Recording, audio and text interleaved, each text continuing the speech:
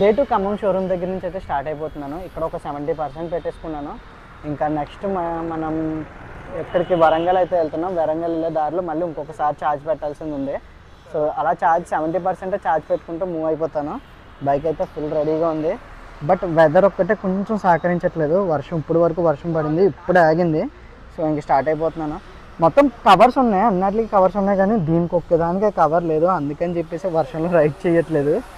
దాన్ని ఎక్కడ పెట్టాలో తెలియట్లేదు. అదొక దానివల్ల ఆలోచిస్తున్నాం. లేదంటే బ్యాగ్స్కి మనకి బ్యాక్ సైడ్ కవర్ ఉంది.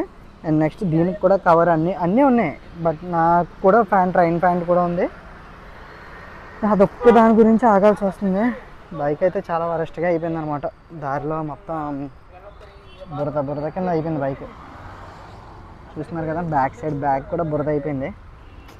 దానికి ఇప్పుడు మనం రైన్ కవర్ కట్టేసి కానీ లేదంటే నార్మల్గానే రైడ్ చేసేస్తాను. Time waste చేయాలనుకోవట్లేదు. ఆల్రెడీ ఇప్పటికే 10 అయిపోయింది. ఇంకా నేను ఖమ్మంలోనే ఉన్నాను. ఇంకెప్పుడు ఖమ్మం నుంచి స్టార్ట్ అయిపోతాను. సాయంత్రం కల్లా మనం ఆల్మోస్ట్ ఇంకా ఇక్కడ నుంచి నాగ్పూర్కి 500 కిలోమీటర్స్ ఉంది.